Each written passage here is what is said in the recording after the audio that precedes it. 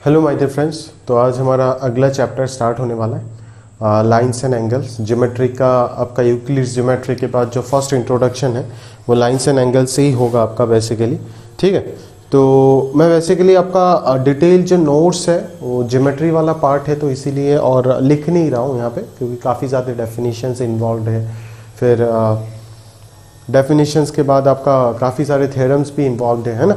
तो मैं एक एक चीज़ें आपको डिटेल में समझाता जा रहा हूँ। नोट्स जो है वो आपको पीडीएफ शेयर कर दिया जाएगा, अकॉर्डिंगली आप डिस्क्रिप्शन में देख सकते हो। क्लियर है?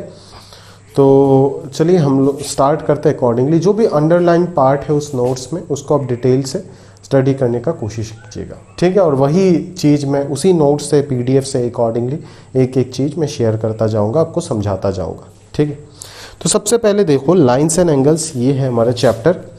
और ज्योमेट्री का मान लो अगर इम्पॉर्टेंट सेगमेंट का बात करें तो सबसे पहला चैप्टर है ये। ठीक है, यूक्लिड्स ज्योमेट्री बेसिक इंट्रोडक्शन था कि एक्सियम्स होता क्या है, थ्योरम होता क्या है, पोस्टुलेट्स होते क्या है। ठीक है, तो ये सारी चीज़ हमने उधर देख करके आए। इस जगह पे हम बेसिकली क्या देखने वाले, इस जगह पे हम जितने भी एंगल्स है, किस किस प्रकार के एंगल्स है और उसके रिलेटेड थ्योरम, लाइंस, वो सारी चीज़ें स्टडी करने वाले। ठीक है, जो शायद बेसिक इंट्रोडक्शन पार्ट आप ऑलरेडी बचपन में भी ज्योमेट्री में देख करके आए होंगे, बट फिर भी हमें यहाँ पे स्टडी करना होगा और उनको प्रूव करने का टेक्निक को समझना पड़ेगा कि प्रूव करते कैसे। अभी यहाँ से आपका ज्योमेट्री का जर्नी स्टार्ट होता है, ये चलेगा काफ़ी दिन तक, है ना, काफ़ी दिन तक, 2-2.5 महीना 3 महीना चलेगा ये journey up two lines and angles के बाद ट्राइंगल्स का डिटेल ज्योमेट्री आएगा, ट्राइंगल्स के बाद क्वाड्रिलेटरल आएगा, पैरेललोग्राम आएगा, है ना। मतलब पैरेललोग्राम एक प्रकार का क्वाड्रिलेटरल ही होगा, स्पेशल टाइप ऑफ क्वाड्रिलेटरल। फिर उसके बाद आपके पास सर्कल्स का ज्योमेट्री आएगा जो काफ़ी बड़ा पार्ट है। ठीक है, तो इस तरीके से काफ़ी सारी चीज़ आता जाएगा यहाँ पे, है ना। अगर आप प्रूविंग का टेक्निक्स को समझेंगे नहीं, फील नहीं करेंगे तो थोड़ा दिक्कत हो जाएगा आपको समझने में। ठीक है ना, तो प्रूफ को आप याद नहीं कर सकते एकदम से रैंडमली कि इस प्रूफ को हम ऐसे ही करेंगे, इस प्रूफ को ऐसे ही करेंगे। ठीक है ना, आपको फील करना होगा प्रैक्टिस के थ्रू कि हम क्यों यहाँ पे कर रहे हैं ये चीज़ और कैसे कर रहे हैं, है ना। कंस्ट्रक्शंस जहाँ जो भी आता है ज्योमेट्री में, वो कंस्ट्रक्शन हम क्यों करते हैं, है ना, उस चीज़ को फील करना पड़ेगा। मतलब एक पर्टिकुलर ज्योमेट्री में आपने समझ गया कि अच्छा इसीलिए ये कंस्ट्रक्शन किया है, बट आपको इस तरीके से चीज़ों को लर्न करना पड़ेगा ताकि आप कंस्ट्रक्शन जो है वो आफ्टर सम टाइम आप खुद से कर पाओ।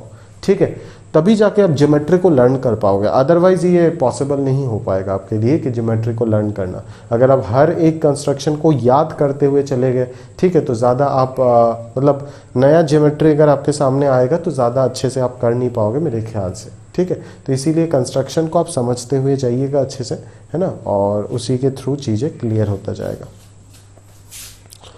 तो अगर मैं बात करूं सबसे पहले, तो आप देखोगे कि आपका पीडीएफ में सबसे पहले दिख रहा होगा। पीडीएफ को साथ में लेकर के लेक्चर देखते जाइएगा तो ज़्यादा बेहतर होगा आपके लिए। ठीक है, आपको बोला जा रहा है एंगल, सबसे पहला पार्ट है एंगल। एंगल में क्या बोला जा रहा है, an angle is the union of two non collinear rays with a common initial point.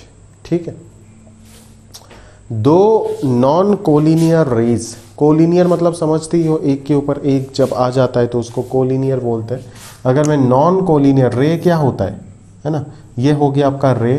ठीक है, अगर ये दोनों तरफ से एक्सटेंड हो रहा है तो ये लाइन बन जाएगा, और अगर ये दोनों तरफ से एक्सटेंड नहीं हो रहा है, दोनों तरफ से ये क्लोज्ड है, तो ये लाइन सेगमेंट हो जाएगा। तो ये एक लाइन सेगमेंट है, ये एक लाइन है, ये एक रे है। ठीक है ना, तो इस चीज़ को समझना। तो एंगल क्या बोला गया है, एंगल बोला गया है कि अगर दो कोलिनियर रे है, तो अगर कोलिनियर आता है तब तो एक के ऊपर एक आ जाएगा ना। ठीक है, अगर नॉन कोलिनियर है तो एक रे कुछ इस तरीके से होगा, एक रे कुछ इस तरीके से होगा। ठीक है, दो नॉन कोलिनियर रे का अगर एक कॉमन पॉइंट होता है, ठीक है, मान लो इस रे को आप यहाँ तक भी लेके आ सकते हो, इसको यहाँ तक भी लेके जा सकते हो। अगर दोनों दो नॉन कोलिनियर रे का अगर एक कॉमन पॉइंट है, कोई भी एक कॉमन पॉइंट है, ठीक है, तब उनका जो कॉमन हिस्सा है उसको हम क्या बोलेंगे, यूनियन जो होगा। An angle is the union of two non collinear rays. ठीक है, union of two non collinear rays, समझ में आ रहा है ना, क्लियर। मतलब ये वाला हिस्सा जो है उसको अपन क्या बोलेंगे, एंगल बोलेंगे। ठीक बात है, क्लियर। तो दो रे का जो यूनियन वाला सेगमेंट है, ये वाला पोर्शन, उसको अपन क्या बोलेंगे, एंगल बोलेंगे। समझ में आ रहा है ना, क्लियर है। दोनों रे का union with A common initial point, समझ में आया ना, क्लियर है। अभी वो इनिशियल पॉइंट भी हो सकता है, बीच का कोई पॉइंट भी हो सकता है, ठीक है। तो इसी चीज को अपन क्या बोल रहे होंगे, बेसिकली एंगल बोल रहे होंगे। समझ में आ रहा है ना, ठीक है। तो ये हो गया आपका एंगल का डेफिनेशन, जो आप समझ सकते हो यहाँ से बहुत आसानी से। ठीक बात है दोस्त, क्लियर है। अच्छा, अभी जो यहाँ पे आपको समझना है, ठीक है, जो यहाँ पे जो दो रे आपको दिख रहा है, उन दोनों रे को अपन क्या बोलेंगे, सबसे पहले उन दोनों रे को अपन बोलेंगे आर्म्स, है ना, आर्म्स ऑफ द एंगल। ठीक है, इन दोनों रेस को हम क्या बोलेंगे, इन दोनों ही रेस को हम बोलेंगे आर्म्स ऑफ एंगल। क्या बोलेंगे, आर्म्स ऑफ एंगल। ये सारे टर्म्स जितने भी है ना, अलग अलग नाम, उनको आप अच्छे से याद कर लीजिएगा, क्योंकि क्वेश्चन में ये डायरेक्टली आपको पूछे जाएंगे। ठीक है, और जो आपका कॉमन इनिशियल पॉइंट है ना, अगर कॉमन इनिशियल पॉइंट का बात कर रहा हूँ जहाँ से एंगल का शुरुआत हो रहा है, ठीक है, उस कॉमन इनिशियल पॉइंट को हम बोलते हैं वर्टेक्स। क्या बोलते हैं हम उसको, बोलते हैं वर्टेक्स। ठीक है, तो ये हो गया आपका वर्टेक्स, ये दोनों हो गया आर्म्स ऑफ एंगल, और ये हो गया आपका एंगल, ये हो गया आपका एंगल। उसको डिफाइन कैसे करेंगे, the union of two non collinear rays with a common initial point is known as angle. ठीक है, तो ये हो गया एंगल का बेसिक डेफिनेशन। तो ये आप देखोगे अकॉर्डिंगली जो पोर्शन पीडीएफ में रेड पेन से मार्क किया गया है, उसी से आप अपना नोट्स को बनाइएगा। अननेसेसरी सारी चीज़ नोट्स में लिखने का कोई ज़रूरत नहीं बनता है। ठीक है, जो पार्ट आपको बताया गया है वही चीज़ हो जाएगा, मतलब जो मार्क किया गया है वही चीज़ को आप नोट्स में ऐड करना। उसके बाद आपके पास देखो आता है इंटीरियर एंगल और एक्सटीरियर एंगल। ठीक है, एंगल क्या है आप समझ गए, अभी आपको ये भी समझना पड़ेगा कि इंटीरियर एंगल क्या होगा और एक्सटीरियर एंगल क्या होगा। तो देखो डेफिनेशन में लिखा गया है नीचे, the interior of an angle is the set of all points in this plane which lie on the same side of A B. यहाँ पे ज्योमेट्रिकली एक्सप्लेन किया है, A B as C and also on the same side of A C. और exterior angle में बोला गया है, the exterior of an angle B A C is the set of all points in the plane which do not lie on the angle और it's interior. तो interior में ये बोला जा रहा है डेफिनेशन में, डेफिनेशन के थ्रू ये एक्सप्लेन करने का प्रयास किया गया है कि अगर मेरा ये एक दो रे है, मान लेता हूँ कॉमन इनिशियल पॉइंट ए है, तो ए बी एक रे है और ए सी एक रे है। ठीक है, तो इंटीरियर मेरा इंटीरियर एंगल वही हिस्सा होगा, है ना, जो मान लीजिए यहाँ पे ए बी और ए सी को कंटेन कर रहा होगा। The interior of an angle is the set of all points, is the set of all points in the plane which lie on the same side of A B and also on the same side of A C. बात समझ में आया ना, ठीक है। तो इस portion को हम बेसिकली क्या बोलेंगे, इंटीरियर एंगल बोलेंगे। ठीक है, सेट ऑफ ऑल पॉइंट्स, यहाँ पे जितने भी पॉइंट्स हैं उन सबको कलेक्शन अगर मैं बोलूँ तो वो इंटीरियर एंगल आएगा। ठीक है, तो ये हो जाएगा आपका इंटीरियर एंगल। ठीक है, और जो इंटीरियर पार्ट में नहीं काउंट हो रहा है, जो बाहर वाला हिस्सा है, उसको अपन क्या बोलेंगे, इस पूरा एंगल को एक्सटीरियर एंगल बोलेंगे।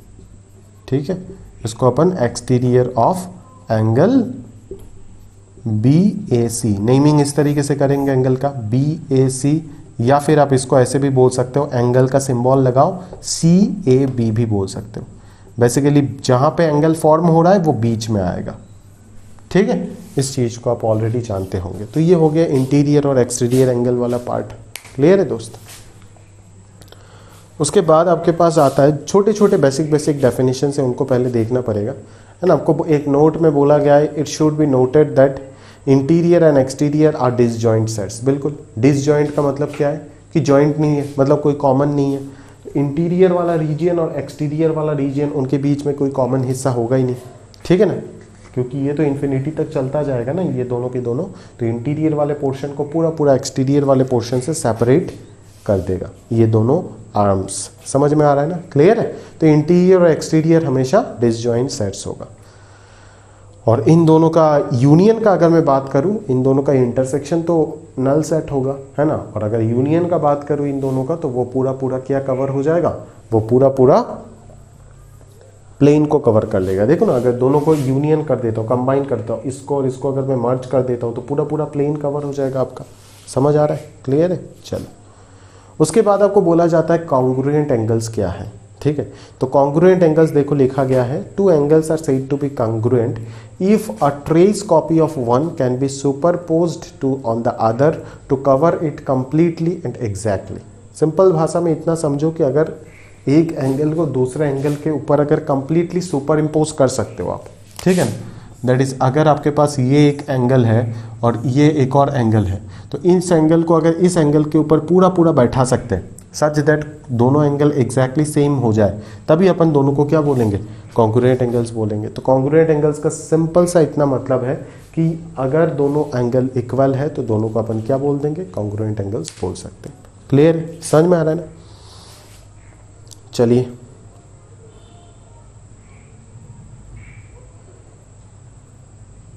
कॉन्ग्रुएंट एंगल्स को हम डायरेक्टली इक्वल एंगल्स के नाम से ही जानेंगे, और कभी कभी उसको कॉन्ग्रुएंट एंगल्स भी बोला जाता है। तो आपको पता होना चाहिए कि कॉन्ग्रुएंट एंगल्स और इक्वल एंगल्स के बीच में खास कोई दिक्कत नहीं होता है, मतलब डिफरेंस नहीं होता है। अभी हमारे पास कुछ एंगल्स के रिलेटेड एक्सियम्स आएंगे। एक्सियम्स क्या होता है आप समझते हो, ऐसे मैथमेटिकल स्टेटमेंट जिनका प्रूफ्स नहीं है हमारे पास, ऑलरेडी हमने इनको एक्सेप्ट कर लिया, जैसे आपका यूक्लिड्स का एक्सियम्स था, ठीक है, तो जो आपको ऑलरेडी कंसीडर करना पड़ा ज्योमेट्री को समझने के लिए। सिमिलरली आपके पास बहुत सारे एक्सियम्स एंगल का भी आएगा जो आपको ऑलरेडी मान करके चलना पड़ेगा, ठीक है। तो वो एक्सियम्स क्या क्या है चलिए देखते हैं, ठीक है। सबसे पहला एंगल मेजर एक्सियम, उसमें क्या बोला गया है, उसमें बोला गया है कि every angle has a measure, ठीक है। तो हर एक एंगल का एक मेजरमेंट होगा, ठीक है, और उस मेजरमेंट का यूनिट हम डिग्री में देते हैं, डिग्री, समझ में आया ना, ठीक है। 60 डिग्री, 90 डिग्री, 45 डिग्री, ये सब आप बचपन में देखे होंगे, क्लियर है। तो ये आपका सबसे पहला एक्सियम है कि हर एक एंगल का एक ना एक मेजरमेंट ज़रूर होगा, ठीक है। चलो अगर 1 डिग्री को आप समझना चाहते हो, 1 डिग्री के साथ मिनट और सेकंड में रिलेशन भी है कि 1 डिग्री को हम 60 मिनट के हिसाब से काउंट करते हैं, ठीक है ना। अब इसका मतलब ये नहीं है कि 60 मिनट में जितना घूमता है वो 1 डिग्री है, ऐसा मत समझना, ठीक है। तो 1 डिग्री मिनट में 60 मिनट होता है, समझ में आया ना। इसका मतलब ये नहीं कि 60 मिनट आप घड़ी का मिनट के साथ उसको मैच मत कीजिएगा। 1 डिग्री का मतलब है 60 मिनट, और 1 मिनट का मतलब जानते ही वो 60 सेकेंड होता है, ठीक है। आगे बात करते हैं। आगे बोला जा रहा है कॉन्ग्रुएंट एंगल मेजर एक्सियम, ठीक है। तो कॉन्ग्रुएंट एंगल मतलब क्या कि अगर दो एंगल कॉन्ग्रुएंट है तो दोनों का मेजरमेंट भी सेम होगा, सिंपल सी बात है। अगर दोनों एंगल इक्वल है तो दोनों का मेजरमेंट भी सेम होगा। यहाँ पे अब बोला गया एक चीज़, आप ये सिंबल देख करके घबराना मत था कि angle BAC equal to angle DEF अगर है तो इसका मतलब क्या है, this implies measure of the angle BAC is equal to measure of the angle DEF। ये इसको इम्प्लाई करेगा और ये भी उसको इम्प्लाई करेगा। तो इस बात को आप समझिएगा अच्छे से, ठीक है ना, कि अगर ये होता है, दोनों एंगल इक्वल होता है तो दोनों का मेजरमेंट भी सेम होगा। M का मतलब है मेजर, समझना बात को, क्लियर है। उसके बाद आता है आपके पास एंगल एडिशन एक्सियम। मतलब क्या कि दो एंगल का, मान लो अगर मैं एक्सप्लेन करने की कोशिश करूँ तो इस तरीके से कर सकता हूँ, जैसे यही एंगल मान लो BAC है ना, BAC का इंटीरियर में अगर मैं कोई भी एक पॉइंट ले लेता हूँ, मान लो X, और AX अगर कोई भी रे है, ठीक है ना, तो इस कंप्लीट एंगल को AX रे जो है उसने दो हिस्सा में डिवाइड कर दिया, ठीक है। तो इस एंगल का और इस एंगल का जो समेशन होगा वो टोटल एंगल के इक्वल होगा, ठीक है। Measure of this angle plus measure of that angle will be the major of the total angle BAC, ठीक है। यही है आपका एंगल एडिशन एक्सियम, बात को समझना अच्छे से, ठीक है। चलो उसके बाद आता है एंगल कंस्ट्रक्शन एक्सियम। वो बड़ा ऑब्वियस है, आप पढ़ लीजिएगा, अकॉर्डिंगली डायग्राम देखेंगे तो आराम से समझ जाएंगे, उसमें खास कोई दिक्कत नहीं। फिर राइट एंगल क्या है, ये सब ऑलरेडी आप पढ़ के आए हो, ज़्यादा इसमें डिटेल में बात करने का कुछ नहीं है। 90 डिग्री को राइट एंगल बोलते हैं, ठीक है ना, ये सब आप PDF में देख लीजिएगा, आराम से समझ जाएंगे। एक्यूट एंगल क्या होगा, जो 90 से छोटा होगा उसी को, 90 डिग्री से छोटा होगा उसी को एक्यूट एंगल बोलेंगे। ऑब्ट्यूज एंगल 90 डिग्री से बड़ा एंगल को ऑब्ट्यूज एंगल बोलेंगे, क्लियर है। फिर एक स्ट्रेट लाइन का एंगल कितना होगा, हमेशा 180 डिग्री होगा एक स्ट्रेट लाइन का एंगल, ठीक है ना। फिर रिफ्लेक्स एंगल किसको बोलते हैं, 180 डिग्री से जो ज़्यादा एंगल होता है उसको रिफ्लेक्स एंगल बोलते हैं, याद रखना। जैसे ये वाला जो एंगल है इसको हम क्या बोलेंगे, reflex angle of this angle, ठीक है ना। 180 से जो एंगल ज़्यादा होता है उसको रिफ्लेक्स एंगल, ये तो आपका ऑब्ट्यूज एंगल है, ठीक है ना। और इसका जो रिफ्लेक्स एंगल होगा वो ये वाला हो जाएगा, ठीक है। दैट इज अगर मैं आपको कभी भी पूछूं कि 120 डिग्री का रिफ्लेक्स एंगल क्या होगा, तो आप क्या बोलोगे कि पूरा गोल घूमने से तो 360 डिग्री मिलेगा। तो 360 से अगर 120 डिग्री चला गया तो कितना बचता है आपके पास, 240 डिग्री, और वही हो जाएगा उसका रिफ्लेक्स एंगल। फिर आता है कॉम्प्लीमेंट्री एंगल। कॉम्प्लीमेंट्री एंगल क्या होता है, ऐसा दो एंगल जिनका समेशन 90 डिग्री हो जाता है, ठीक है ना। तो उन दोनों एंगल्स को हम कॉम्प्लीमेंट्री एंगल्स बोलेंगे। मतलब 30 डिग्री का कॉम्प्लीमेंट्री एंगल 60 डिग्री हो जाएगा और 60 डिग्री का कॉम्प्लीमेंट्री एंगल भी 30 डिग्री हो जाएगा, ठीक है। मतलब ऐसा दो एंगल जिनका समेशन 90 डिग्री होता है उनको कॉम्प्लीमेंट्री एंगल कहा जाता है। अगर मैं सप्लीमेंट्री एंगल का बात करूं तो आप क्या बोलोगे कि ऐसा दो एंगल जिनका समेशन 180 डिग्री हो जाता है उनको सप्लीमेंट्री एंगल बोलते हैं, ठीक है। अगर मैं डायग्रामेटिकली समझाऊं, ठीक है, मान लीजिए ये एक एंगल है x, ये एक एंगल है y, तो x प्लस वाई अगर 90 डिग्री है तो x y को एक दूसरे को कम्प्लीमेंट्री एंगल बोलेंगे, इन दोनों को कम्प्लीमेंट्री एंगल बोलेंगे, ठीक है ना। x y का कम्प्लीमेंट्री और y भी x का कम्प्लीमेंट्री। बट अगर आपके पास ऐसा दिख जाता है कभी भी कि ये मान लीजिए x है और ये मान लीजिए y है, तो यहाँ पे x और y का जो समेशन आपको दिख रहा है वो कितना दिख रहा है, 180 डिग्री दिख रहा है ना। तो यहाँ पे x और y को हम क्या बोलेंगे, सप्लीमेंट्री एंगल बोलेंगे। क्लियर है दोस्त। चलिए, उसके बाद आता है दोस्त एंगल बाइसेक्टर। एंगल बाइसेक्टर क्या है, इसको भी समझना काफ़ी इंपॉर्टेंट है। एंगल बाइसेक्टर मतलब क्या कि अगर कोई, जैसे ये एंगल था, है ना, अगर ये एंगल को ये रे इक्वल दो हिस्सा में डिवाइड कर देता है, ठीक है ना। मान लीजिए ये पूरा एंगल अगर 60 डिग्री है तो इस रे ने अगर इसको 30 डिग्री में डिवाइड कर दिया तो इसको अपन क्या बोलेंगे, इसको ऑब्वियसली हम क्या बोलेंगे, अगर ये रे इस कंप्लीट एंगल को 30 में डिवाइड कर दिया तो ये रे इस पूरा एंगल का एंगल बाइसेक्टर कहा जाएगा, ठीक है। ये पूरा रे इस कंप्लीट एंगल का एंगल बाइसेक्टर के रूप में कहा जाएगा। क्लियर है दोस्त, समझ में आ रहा होगा आपको, ठीक बात है। चलो आगे बढ़ते हैं। उसके बाद आपको बोला जा रहा है एडजेसेंट एंगल क्या है ना। एडजेसेंट एंगल क्या है, एडजेसेंट एंगल देखो क्या है, मतलब आजू बाजू में जो भी एंगल्स हैं, आप समझ रहे हो ना, एक के साथ एक एडजेसेंट, ठीक है। यहाँ इसी डायग्राम में मैं बोल सकता हूँ अगर ये एंगल बाइसेक्टर है, अगर ये एंगल बाइसेक्टर है, ठीक है, तो ये दोनों एंगल क्या होगा, एडजेसेंट एंगल होगा। सिंपल भाषा में आप समझ सकते हो, ठीक है। तो कंडीशंस यहाँ पे लिखा गया है कि एडजेसेंट एंगल होने का क्या क्या कंडीशन है, वो भी आप समझ सकते हैं। अकॉर्डिंगली एडजेसेंट एंगल होने का क्या क्या कंडीशन होगा। पहला कंडीशन है कि they must have a common vertex, बिल्कुल दोनों एंगल का एक कॉमन वर्टेक्स होना चाहिए। They have a common arm, बिल्कुल सही कि इस एंगल में और इस एंगल में एक कॉमन आर्म तो दिख रहा है ना, जो एंगल बाइसेक्टर है वही तो कॉमन। जरूरी नहीं है कि ये हमेशा एंगल बाइसेक्टर ही होगा एडजेसेंट एंगल्स में, ऐसे भी हो सकता है कि ये इतना सा एंगल और ये इतना बड़ा एंगल, ठीक है ना। तो जरूरी थोड़ी ना है कि ये तो यहाँ पे एंगल बाइसेक्टर नहीं है, एंगल बाइसेक्टर तो बीच में से ऐसे कोई जाएगा जो इस बड़े एंगल को दो इक्वल पार्ट में डिवाइड करेगा। बट स्टिल इस एंगल को और इस एंगल को अगर मैं बोलूँ तो ये दोनों एडजेसेंट एंगल होगा, क्योंकि दोनों का एक कॉमन वर्टेक्स है, दोनों का एक कॉमन आर्म है। समझ में आया ना। थर्ड कंडीशन क्या है, अनकॉमन आर्म्स जो भी होगा वो अपोजिट साइड्स में होगा। इस कॉमन आर्म का दो अपोजिट साइड में होगा अनकॉमन आर्म्स, ठीक है। तो यही तीन बेसिक कंडीशंस है जो आपको याद भी रखना चाहिए। एंगल एडजेसेंट होने के लिए कंडीशंस क्या हो जाएगा, दोनों एंगल का एक कॉमन वर्टेक्स होना पड़ेगा, दोनों एंगल का एक कॉमन आर्म होना पड़ेगा, और जो अनकॉमन आर्म्स होगा वो कॉमन आर्म का दोनों अपोजिट साइड में रहेगा। क्लियर है दोस्त। चलो उसके बाद आता है लीनियर पेयर ऑफ एंगल्स। क्या आता है, लीनियर पेयर ऑफ एंगल्स। ये बड़ा इंपॉर्टेंट चीज़ है दोस्त, ठीक है, ये बहुत ही इंपॉर्टेंट है, ये आपको एग्जाम वगैरह में पूछ दिया जाता है डायरेक्टली। क्या लिखा गया है ज़रा ध्यान से देखना। Two adjacent angles are said to form a linear pair of angles if their non common arms are two opposite rays. मतलब क्या, दो एडजेसेंट एंगल को मैं लीनियर पेयर ऑफ एंगल्स तभी बोल पाऊंगा जब दोनों non pair arms, non common arms जो है, ठीक है, जैसे इन दोनों को तो मैं एडजेसेंट एंगल बोलूंगा but linear pair of angle नहीं बोल पाऊंगा। लीनियर पेयर ऑफ एंगल होने के लिए इस आर्म को जस्ट इसका ऑपोजिट होना पड़ेगा, तब मैं इस एंगल को और इस एंगल को लीनियर पेयर ऑफ एंगल्स बोलूंगा।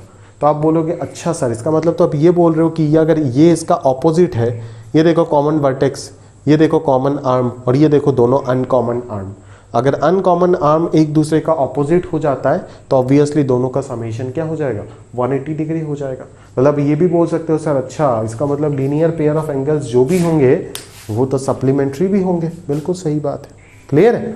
चलो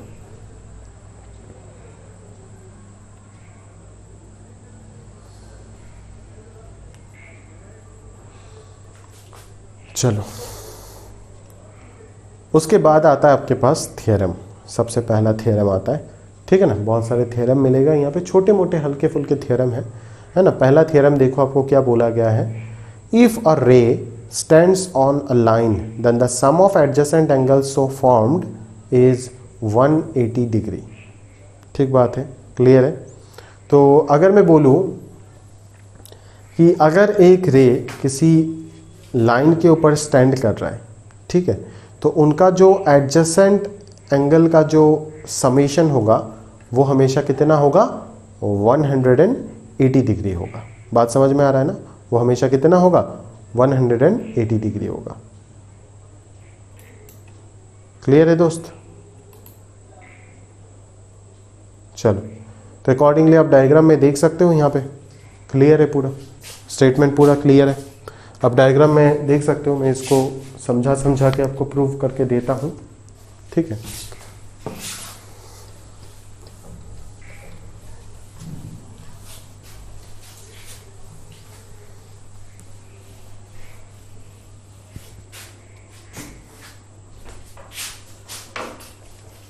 देखो आपको यहाँ पे बोला जा रहा है कि अगर किसी लाइन के ऊपर, लाइन मतलब क्या, दोनों तरफ से वो एंड नहीं होगा, चलता जाएगा, दोनों तरफ एरो आएगा।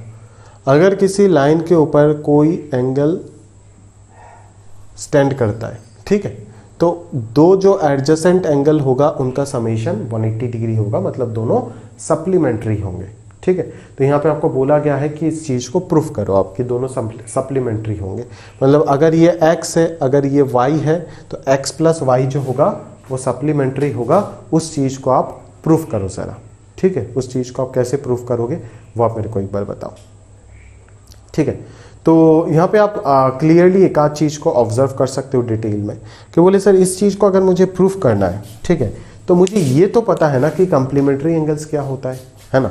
कम्प्लीमेंट्री एंगल्स क्या होता है ये मेरे को पता है, ठीक है, और राइट एंगल क्या होता है ये भी मुझे पता है, ठीक है। तो क्यों ना सर मैं एक यहाँ पे एक एजाम्पशन ले लेता हूँ, या फिर एजाम्पशन बोलना गलत है, कंस्ट्रक्शन कर देता हूँ।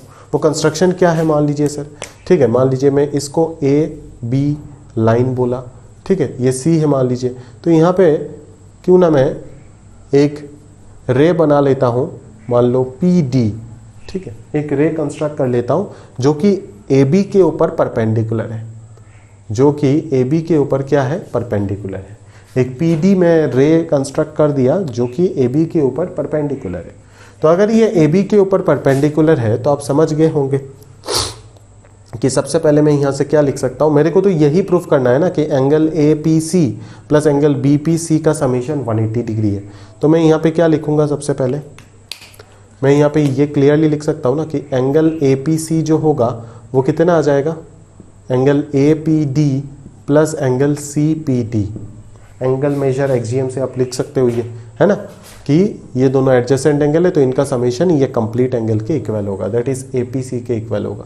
Similarly angle B P C को मैं क्या बोल सकता हूँ, बी पी सी को मैं बोल सकता हूँ कि मान लीजिए पूरा कंप्लीट एंगल अगर मैं बात करूँ B P D minus angle C P D बोल सकता हूँ, ठीक है, B P D minus C P D में बोल सकता हूँ, इसको बराबर बोल सकता हूँ, कोई दिक्कत नहीं। अभी अगर मैं इन दोनों को ऐड कर देता हूँ ना, अगर मैं इन दोनों को ऐड कर देता हूँ, ए पी सी और बी पी सी को अगर मैं ऐड कर देता हूँ, ठीक है, तो ये क्या आ जाएगा, ये आ जाएगा A P D plus angle B P D. समझ में आया। और सी पी डी कैंसिल हो जाएगा और ए पी डी और बी पी डी दोनों के दोनों ही क्या आ जाएगा, 90 डिग्री 90 डिग्री, और 90 और 90 का समेशन क्या आ जाएगा, 180 डिग्री। तो ये प्रूफ हो गया। समझ आ रहा है ना, क्लियर है। तो वही चीज़ आपको सोचना पड़ेगा, है ना, कि सर क्या कंस्ट्रक्ट करें ताकि ये चीज़ हम प्रूफ कर पाए। ठीक है। तो ये आपको ऐसा नहीं कि एक दो ज्योमेट्री करने के बाद ही आइडिया लग जाएगा, कुछ बेसिक्स थ्योरम्स के जो कंस्ट्रक्शन है वो आइडिया आपको लेने चाहिए, वो आइडिया उनको लेने चाहिए। उनको लेने के बाद उनके ऊपर बेस करके आप आगे का कहानी बिल्ड कर सकते हो, ठीक है। आपको धीरे धीरे जब आप बहुत सारी ज्योमेट्री कर लोगे एक साथ, उसके बाद जा करके आपको ग्रिप आ जाएगा कि कैसे आप खुद से सोच पाओ कंस्ट्रक्शंस को, ठीक है। और जस्ट देखोगे ठीक है ना, उसके बाद ही एक और थियरम दिया गया है, ठीक है। और जस्ट वो थियरम इसका कन्वर्स है। उसमें क्या बोला जा रहा है कि बोला जा रहा है, एक मिनट, बोला जा रहा है कि if the sum of two adjacent angles is 180 degree, मतलब अगर sum of two adjacent angles 180 degree होगा, then their non common arms are two opposite rays, जो लीनियर पेयर ऑफ एंगल का डेफिनेशन था, ठीक है। तो सम ऑफ एडजेसेंट एंगल अगर 180 डिग्री हो जाता है तो नॉन कॉमन आर्म जो होगा वो ऑपोजिट हो जाएगा 180 डिग्री, मतलब एक दूसरे का ऑपोजिट हो जाएगा, ठीक है। तो ये भी ऑब्वियस स्टेटमेंट है, ये तो आप समझते ही होंगे, बट इसको प्रूफ कैसे करें वही चीज़ समझना होगा। तो अकॉर्डिंगली आप देख सकते हो, है ना, जो आपका यहाँ पे कंस्ट्रक्शन किया गया है डायग्राम में, बहुत आसानी से आप देख सकते हो पीडीएफ में, ठीक है, कि AC और BC जो है, ठीक है, वो अलग अलग दो आर्म बना दिया उन्होंने, ठीक है। CD एक रे है जो दो एडजेसेंट एंगल को डिफर कर रहा है, ठीक है ना। और आपके पास एक और कंस्ट्रक्शन यहाँ पे किया गया है, वो क्या है, हमने ये कंस्ट्रक्ट किया है कि if possible let CA and CB are not two opposite rays, then draw a ray CE opposite to CA such that ACE is a straight line, ठीक है ना। तो इसको बोला जाता है ना मेथड ऑफ कंट्राडिक्शन। इसको क्या बोला जाता है, इसको बोला जाता है मेथड ऑफ कंट्राडिक्शन। आप जानबूझ के ना गलत चीज को एज्यूम करते हो, आप जानबूझ के क्या करते हो दोस्त, आप जानबूझ के ना गलत चीजों को एज्यूम करते हो।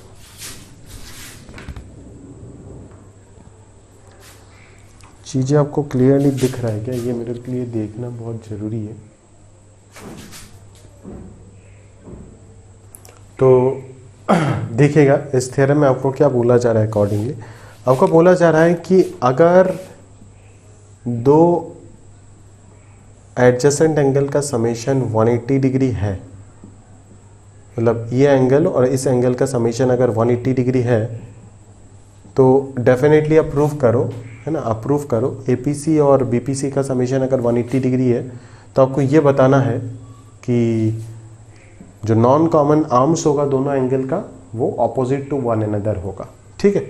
तो अगर ऑपोजिट टू वन अनदर है तो इस चीज़ को, इस थॉट को अगर प्रूफ करना है ना, तो यहाँ से आपको एक और थॉट का इंट्रोडक्शन मिलेगा और उसको हम कंट्राडिक्शन बोलते हैं। तो हम पहले ही ना गलत चीज़ को एज्यूम कर लेंगे, जो हमें प्रूफ करना है ना उसका जस्ट ऑपोजिट को हम एज्यूम कर लेंगे। हम क्या एज्यूम कर लेंगे, हम मान लेते हैं कि ये दोनों नॉन कॉमन आर्म्स जो है वो ऑपोजिट नहीं है। मान लेते हैं कि ये वाला हो गया आपका, मान लो नॉन कॉमन आर्म्स, ये वाला जो है वो AP के ऑपोजिट है। ये हम एज्यूम कर रहे हैं कि AP के ऑपोजिट कौन है, PE है। समझ रहे हो ना, हमने एज्यूम क्या किया कि AP के ऑपोजिट जो भी है वो कौन है, PE है। समझ में आया ना। तो अगर AP के ऑपोजिट PE है, अगर AP के ऑपोजिट PE है, तो हम यहाँ पे क्या बोल सकते हैं, देखो दोस्त, AP के ऑपोजिट अगर PE है तो हम लोग यहाँ पे क्या बोल सकते हैं, सच दैट ये APE जो है वो एक स्ट्रेट लाइन फॉर्म कर रहा है। अगर हम ये कंसीडर कर रहे हैं कि AP के ऑपोजिट PE है, तो ऑब्वियसली हम ये सोच रहे होंगे ना कि APE एक स्ट्रेट लाइन है। बात समझ में आ रहा होगा आपको, क्लियर है दोस्त। चलो, तो यहाँ से आप क्या बोल सकते हो, सबसे पहले, ठीक है, यहाँ से आप बोल सकते हो कि अभी के लिए आपके एग्जाम्पशन के अकॉर्डिंग ये जो आपका APE है वो आपका एक स्ट्रेट लाइन है। और अगर APE आपका एक स्ट्रेट लाइन है, ठीक है, तो आप क्लियरली ये चीज लिख सकते हो ना कि APC और EPC का समेशन 180 डिग्री होगा। ऑब्वियसली इन दोनों एंगल का समेशन 180 डिग्री होगा। कौन सा दोनों एंगल का समेशन, ये एंगल और इस एंगल का समेशन। देखने से तो आपको लग नहीं रहा होगा, ये तो ऑब्वियस है, क्योंकि आपने गलत चीजों को एज्यूम किए। तो देखने से आपको कैसे लगेगा, देखने से नहीं लगेगा। वही चीज तो आप प्रूफ करोगे ना बाद में जाके, है ना, कैसे कंट्राडिक्ट करते हो आप समझना बात को। तो इन दोनों का समेशन 180 डिग्री होगा, ठीक है ना, इन दोनों का समेशन क्लियरली 180 डिग्री होगा, ठीक है। बट क्वेश्चन में आपको ये दिया हुआ था, सोचो आप, क्वेश्चन में आपके एजम्पशन के अकॉर्डिंग आप ये बोल सकते हो कि एपीसी और ईपीसी का समेशन 180 डिग्री है। बट क्वेश्चन में आपको ये दिया हुआ था कि एपीसी और बीपीसी का समेशन 180 डिग्री है। तो इन दोनों इक्वेशन से मैं बोल सकता हूं ना कि ये चीज और ये चीज इक्वल है। अभी अगर ये दोनों चीज इक्वल होता है तो ये दोनों तो इक्वल आ ही गया एक दूसरे का, तो ऑब्वियसली रिमेनिंग एंगल जो है वो भी इक्वल हो जाएगा। दैट इज एंगल ईपीसी जो है वो एंगल बीपीसी के इक्वल हो जाएगा। मतलब एंगल ईपीसी जो है वो एंगल बीपीसी के इक्वल हो जाएगा। बात समझ में आ रहा है दोस्त आपको? एंगल ईपीसी जो है और एंगल बीपीसी जो है वो इक्वल हो जाएगा। इसका मतलब क्या है कि अगर ईपीसी और बीपीसी इक्वल है मतलब पीई जो है वो पीबी के साथ अलाइन हो जाएगा, ठीक है ना, पीई जो है वो पीबी के साथ अलाइन हो जाएगा। तो यहीं पे तो कंट्राडिक्ट हो गया ना हमारा एजम्पशन। हमने तो ये कंसीडर किया था कि एपीई एक स्ट्रेट लाइन है, समझ में आया ना, बट गलती से क्या निकल गया कि एपीबी एक स्ट्रेट लाइन निकल गया, तो ये कंट्राडिक्ट हो गया। अगर कंट्राडिक्ट हो गया तो अभी हमें बोलना पड़ेगा कि भाई जो चीज़ हमें मिला कि ईपीसी और बीपीसी को इक्वल बोलना पड़ेगा। तो अगर ईपीसी और बीपीसी इक्वल हो जाता है तो अकॉर्डिंगली हम क्या बोल सकते हैं यहाँ से कि एपीबी जो है वो एक स्ट्रेट लाइन होगा, मतलब पीए और पीबी जो दो आर्म होगा वो एक दूसरे का ऑपोजिट होगा। बात समझ में आया ना, क्लियर है? तो यही आपका प्रूफ हो गया। बात समझ में आया, ठीक है। तो याद रखना इन दोनों थ्योरम को हम एक जगह पे मार्च करके क्या बोल सकते हैं, आराम से क्लियरली हम ये कमेंट कर सकते हैं कि भाई देखो कि अगर दो एडजेसेंट एंगल का समेशन 180 डिग्री होता है तो जो नॉन कॉमन आर्म्स होगा वो भी एक दूसरे का ऑपोजिट होगा, ठीक है। और अगर दो अनकॉमन आर्म्स एक दूसरे का ऑपोजिट होता है दो एडजेसेंट एंगल का, तो उन दोनों एडजेसेंट एंगल का समेशन 180 डिग्री आएगा, ठीक है। तो ये दोनों स्टेटमेंट एक दूसरे का कन्वर्स स्टेटमेंट है और काफ़ी इंपॉर्टेंट है, अकॉर्डिंगली आप समझ सकते हो। तो इनको प्रूफ कैसे करते हैं वो थॉट बहुत अच्छे से आपको क्लियर होना चाहिए, ठीक है, समझ आ रहा है। चलो अभी अगले थ्योरम पे चलते हैं। अगला थ्योरम आपको बोला जा रहा है कि the sum of all the angles round a point is equal to 360 degree, ठीक है। एक पॉइंट के आसपास जितने भी एंगल्स पॉसिबल है, ठीक है ना, वो सारे एंगल्स के समेशन क्या होगा, 180 डिग्री होगा। बात समझ में आया ना, क्लियर है। चलो अगर मैं यहाँ पे कंसीडर करूँ कि एक पॉइंट जो है वो 5 रे से, यहाँ पे प्रूफ में दिख रहा है 5 रे से प्रोड्यूस किया गया है, मतलब 5 रे के थ्रू एसोसिएटेड है। मान लो ये OA हो गया, ये आपका OB हो गया, ये आपका OC हो गया, ये आपका OD हो गया, ये आपका OE हो गया, ठीक है। तो यहाँ से आपको समझ में आ रहा है कि ये पांचों के पांचों एंगल का जो समेशन होगा वो 360 डिग्री होगा। बात समझ में आ रहा है, क्लियर है दोस्त। चलो ये पांचों के पांचों एंगल का समेशन आपको क्या दिख रहा होगा, 360 डिग्री होगा। यही आपको यहाँ पे प्रूफ करना है और कुछ भी नहीं है, खास करके उससे ज़्यादा कुछ भी नहीं है, ठीक है। तो आप क्या करोगे ना, यहाँ पे बेसिक जो आपका कंस्ट्रक्शन होगा, आप क्या करो कि अगर ये आपका OB है, ठीक है, तो जस्ट किसी भी एक रे के ऑपोजिट में आप एक और रे खींच लो, किसी भी एक रे के ऑपोजिट आप एक और रे खींच लो, ठीक है। तो आप यहाँ से क्या बता पाओगे, आप ऊपर वाले थियरम्स को यूज करके बता पाओगे ना कि सर ये तीनों के तीनों एंगल्स तो एडजेसेंट एंगल्स है, ये तीनों के तीनों एंगल्स जो है वो तो एडजेसेंट एंगल्स है ना। बात समझ में आया ना, क्लियर है। तो ये तीनों का समेशन 180 होगा, ये तीनों का समेशन 180 होगा, तो अकॉर्डिंगली मैं बोल सकता हूँ कि 6 का 6 एंगल का समेशन 360 होगा, ठीक है। बहुत इजीली आप इस तरीके से प्रूफ कर सकते हो। यहाँ पे लिखा गया है, देखो, सिंस रे OB stands on line FA, OB जो है वो स्टैंड्स ऑन लाइन FA है, ठीक है। तो एंगल AOB और एंगल B और F का समेशन 180 डिग्री, वही थ्योरम नंबर 1 को यूज़ किया गया है, ठीक है। तो यहाँ पे बताया जा रहा है कि मान लो जैसे OB और OF अगर ऑपोजिट है बाई कंस्ट्रक्शन, तो ये वाला रे जो है, ये वाला रे तो इस लाइन के ऊपर खड़ा है, तो ऑब्वियसली दो एडजेसेंट एंगल का समेशन 180 डिग्री होगा, है ना। और फिर इस एडजेसेंट एंगल को मैं दो एंगल में ब्रेक कर सकता हूँ, ठीक है ना, क्योंकि इस एडजेसेंट एंगल का समेशन इन दोनों के इस एडजेसेंट एंगल का मेजरमेंट इन दोनों के समेशन के इक्वल होगा। ठीक है, तो आराम से ये चीज़ आप लिख सकते हो। ठीक है ना, तो वहाँ से आपको मिल जाएगा इन तीनों का समेशन 180, फिर आपको नीचे से मिल जाएगा इन तीनों का समेशन 180। तो दोनों इक्वेशन को ऐड कर दोगे तो 6 के 6 एंगल के समेशन आ जाएगा 360 डिग्री। बात समझ आ रहा है, क्लियर है? तो इसी तरीके से आप प्रूफ कर सकते हो। ठीक है ना, अगर पीडीएफ आपके पास नहीं है दोस्त तो आपको समझना थोड़ा मुश्किल हो जाएगा। ये लेक्चर को देख के मैं समझ पा रहा हूँ क्योंकि मैं कुछ लिख भी नहीं रहा हूँ, है ना, मैं पीडीएफ को देख देख के एक्सप्लेन करता जा रहा हूँ बस। उसके बाद आता है vertically opposite angle. Two angles are called a pair of vertically opposite angles if their arms form two pairs of opposite rays. ठीक है ना, two angles are called a pair of vertically opposite angles if their arm form two pairs of opposite rays, है ना। अगर दो pair of opposite rays form हो जाता है, ठीक है, जैसे कि मान लो मैं आपको समझाता हूँ, ये दोनों एंगल को हम वर्टिकली ऑपोजिट एंगल बोलेंगे। ठीक है, तो क्यों बोलेंगे? क्योंकि दोनों का जो आर्म्स है वो दो ऑपोजिट पेयर फॉर्म कर रहा है। देखो ये और ये एक ऑपोजिट पेयर ऑफ आर्म्स है ना, और ये रे एक और ऑपोजिट पेयर ऑफ आर्म्स है। ठीक है, तो अगर दो opposite pair of arms form करता है कोई भी दो लाइन, मतलब बेसिकली दो एंगल, तब उन दोनों एंगल को हम क्या बोलेंगे? वर्टिकली ऑपोजिट एंगल बोलेंगे। सिमिलरली ये वाला एंगल और ये वाला एंगल जो होगा, ये दोनों के दोनों भी क्या हो जाएगा? वर्टिकली ऑपोजिट एंगल होगा। बात समझ आ रहा है ना, क्लियर है? चलो,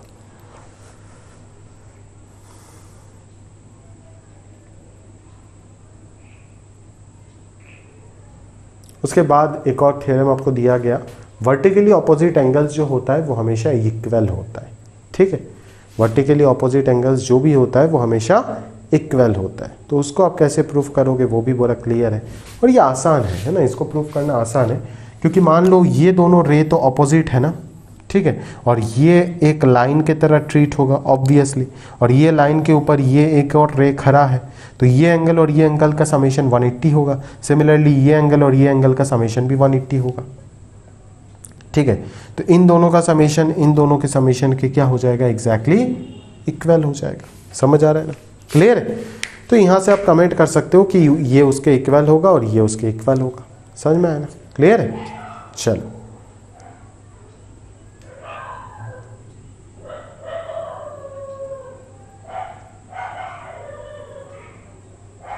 क्लियर है दोस्त? इजीली अपन यहाँ से पिक कर सकते हैं चीज़ों को, इसमें खास कोई दिक्कत वाली बात नहीं है। ऑलरेडी मैं एक बार लिख करके दिखा देता हूँ, नहीं तो आपको कन्फ्यूजन आ जाएगा वापस। देखो, ए बी मान लेते हैं इसको, और इसको सी डी मान लेते हैं, और ये मान लो ओ है। ठीक, तो अगर मैं बात करूँ कि O A and O B arms are two opposite arms, है ना, एंड ओ डी इसी के ऊपर खड़ा हुआ है, तो एंगल ओ ए ओ डी जो होगा plus angle B O D जो होगा वो 180 के इक्वल होगा, लीनियर पेयर ऑफ एंगल्स। ठीक है, सिमिलरली इन दोनों को ना पकड़ के आप इन दोनों को पकड़ लो, ओ सी और ओ डी। यहाँ पे आपने किसको कंसीडर किए? ओ ए एंड ओ बी। अगर मैं ये कंसीडर कर लेता हूँ कि ओ सी एंड ओ डी दो ऑपोजिट आर्म्स हैं और ओ ए उसके ऊपर खड़ा है, तो ये दोनों एंगल का समेशन भी तो 180 होगा ना, that is A O D plus A O C का समेशन 180 डिग्री हो जाएगा। ठीक है, तो ये दोनों अगर इक्वल है तो ये दोनों इक्वल हो जाएगा। अभी ए ओ डी तो इक्वल है, कैंसिल हो जाएगा, तो बचेगा कौन? B O D is equal to A O C आ जाएगा। तो B O D is equal to A O C मतलब क्या? ये एंगल और ये एंगल इक्वल है। सिमिलरली आप बाकी दो इक्वेशन कंसीडर करके ये एंगल और ये एंगल भी इक्वल दिखा सकते हो। क्लियर, समझ में आ रहा है ना? तो ये हो गया आपका वर्टिकली ऑपोजिट एंगल का जो भी बातचीत है। याद रखना कि वर्टिकली ऑपोजिट एंगल्स होता क्या है, और वर्टिकली ऑपोजिट एंगल्स हमेशा हर वक्त एक दूसरे के इक्वल होता है। ठीक है, इस चीज को आपको समझना है। आगे बात करते हैं, अगला टॉपिक हमारे पास आएगा ट्रांसवर्सल। क्या आएगा दोस्त? ट्रांसवर्सल। ट्रांसवर्सल क्या है? देखो, अ लाइन विच, बड़ा इंपॉर्टेंट है, इसको समझिएगा। ट्रांसवर्सल क्या है? A line which intersects two और more given lines at distinct points is called transversal of the given lines. A line which intersects two or more given lines at distinct points is called transversal of the given line. ठीक है, a line which intersects two or more given line at distinct points is called transversal of the two given lines। समझ में आया ना? ठीक है, इसी को बोलेंगे ट्रांसवर्सल। तो ट्रांसवर्सल हमेशा एक लाइन होता है, याद रखना, ना कि लाइन सेगमेंट होता है, ना ही रे होता है। ट्रांसवर्सल हमेशा लाइन होता है। दो लाइन का ट्रांसवर्सल, चाहे वो दोनों लाइन पैरेलल हो या नॉन पैरेलल हो, कुछ भी हो सकता है, बट जो ट्रांसवर्सल होगा वो हमेशा दो लाइन को कट मार के जाएगा और दो डिस्टिंक्ट पॉइंट में कट मार के जाएगा। ठीक है, क्लियर है दोस्त? तभी हम उसको क्या बोलेंगे? ट्रांसवर्सल बोलेंगे। समझ में आया ना? क्लियर है? चलो, तो इस चीज को समझना आप अच्छे से। ठीक है, जैसे कि डिस्टिंक्ट पॉइंट बोलने का मतलब क्या है मैं आपको फील कराता हूं। जैसे कि मान लो अगर ये दोनों लाइन नॉन पैरेलल है तो कहीं ना कहीं पे जाके इंटरसेक्ट तो करेगा ना। ठीक है, तो अगर मैं इसका बात करूं तो ये एक ट्रांसवर्सल, ये लाइन एक ट्रांसवर्सल की तरह ट्रीट हो रहा है क्योंकि ये दोनों डिस्टिंक्ट पॉइंट में कट करके जा रहा है। अगर आप इसका बात करते हो, ये वाला लाइन जो सेम पॉइंट में दोनों को कट करके गया, तब उसको अपन ट्रांसवर्सल नहीं बोल पाएंगे। क्लियर है क्या? ठीक है, तब अपन उसको ट्रांसवर्सल नहीं बोलेंगे। ट्रांसवर्सल ये होगा, ना कि ये होगा। समझ आ रहा है? क्लियर है? चलो,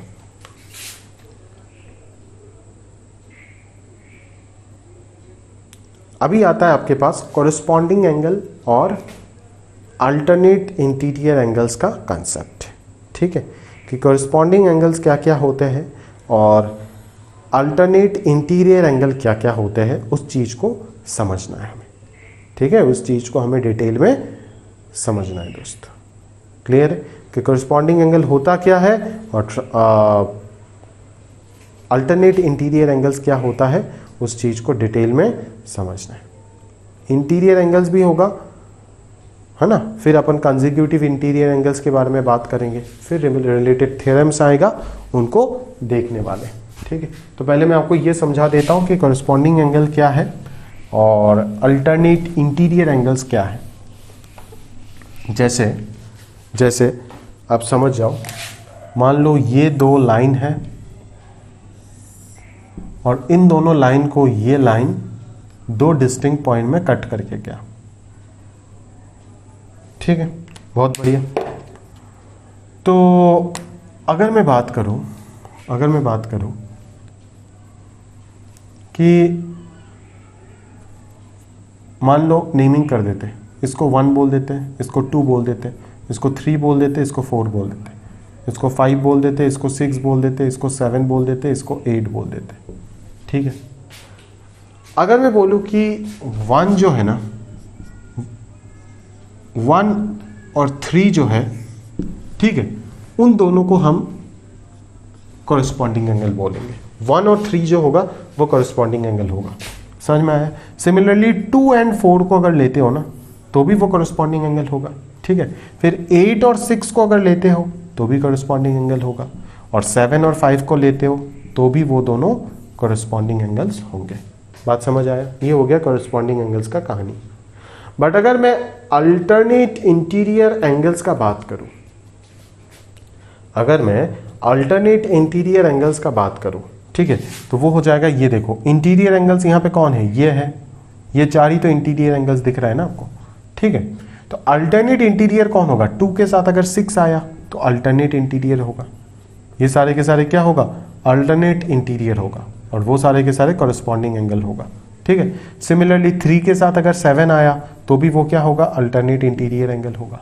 समझ गए ना? क्लियर है? तो वही चीज बाय डेफिनेशन आपको चीजें याद रखना है, सफिशिएंट है। ठीक है, चलो, अल्टरनेट इंटीरियर के बाद आपके पास ये भी आएगा कि कंसेक्यूटिव इंटीरियर क्या है सर, वो समझाओ। कंसेक्यूटिव इंटीरियर किनको बोलेंगे वो भी एक्सप्लेन करो सर। अभी अगर मैं कंसेक्यूटिव इंटीरियर बोला है ना, अल्टरनेट इंटीरियर, अभी कंसेक्यूटिव इंटीरियर अगर बोला तो ऑब्वियसली 2 के साथ 6 ना आके क्या आ जाएगा? 3 आ जाएगा। समझ ही पा रहे हो आप? कंसेक्यूटिव इंटीरियर एंगल्स अगर बात करूं, ठीक है, तो 2 के साथ 6 ना आके 3 आ जाएगा, और 7 के साथ 6 आ जाएगा। 7 के साथ क्या आ जाएगा? 6 आ जाएगा। क्लियर है? तो ये हो जाएगा कंसेक्यूटिव इंटीरियर, वो हो जाएगा अल्टरनेट इंटीरियर एंगल। बात समझ में आया? क्लियर है दोस्त? चलो,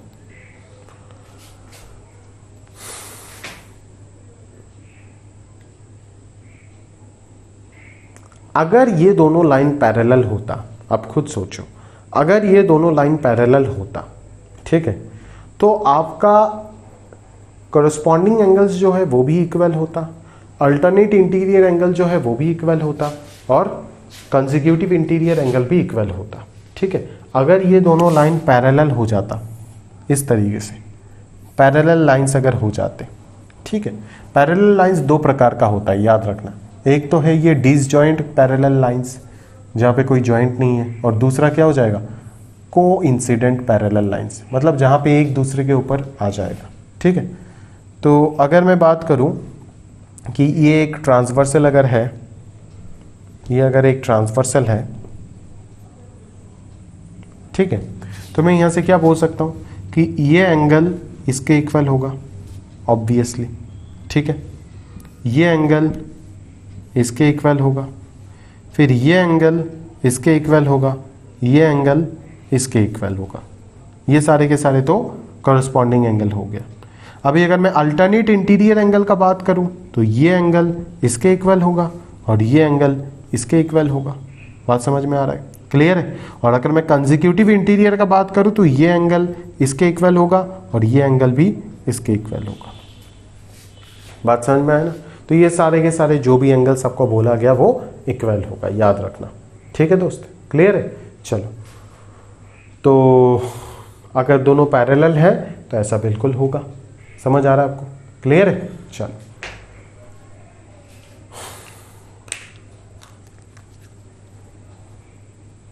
आगे बात करते हैं। ठीक है, याद रखिएगा कोरस्पॉन्डिंग एंगल कौन सा है, अल्टरनेट इंटीरियर कौन सा है और कंसेक्यूटिव इंटीरियर एंगल्स कौन से हैं। ठीक है, ये चीज आप याद रखना हमेशा। ठीक है, चलो नोट्स अच्छे से बना लीजिएगा आप। एक और कोरस्पॉन्डिंग एंगल एक्सियम दिया हुआ है, यहां पे देखना। If a transversal intersects two parallel lines then each pair of corresponding angles are equal. If a transversal intersects two parallel lines, then each pair of corresponding angles are equal. Conversely, if a transversal intersects two lines making a pair of equal corresponding angles, then the lines are parallel. बिल्कुल सही बात है, ठीक है ना। ये already मैं explain कर चुका हूँ ये चीज। ठीक है, चलो उसके बाद आपके पास कुछ थियरम्स बचते हैं। ठीक है, कुछ 6-7 प्रकार के थियरम्स आएगा आपके पास, है ना। उन बेसिक्स थियरम्स को आपको समझना है, चैप्टर का सारे थियरी खत्म हो जाना है, वहीं पे चैप्टर खत्म। ठीक है, थियरम्स को डील कर लेते हैं अभी फटाफट से, खत्म चैप्टर। ठीक है, उसके बाद एक और लेक्चर आएगा जिस लेक्चर में हम डिटेल में सिर्फ क्वेश्चंस करेंगे एनसीईआरटी के, तो चैप्टर खत्म हो गया, कोई दिक्कत ही नहीं है। 2 ही लेक्चर का टॉपिक है, छोटा मोटा टॉपिक है। चलो स्टार्ट करते। पहला थियरम में बोला जा रहा है, ये सारे के सारे थियरम्स अभी ट्रांसवर्सल के ऊपर बेस करके आएगा आपके पास। ठीक है, पहला थियरम में बोला जा रहा है, if a transversal intersects two parallel lines, then each pair of alternate interior angles are equal. 1 minute रुक जाओ।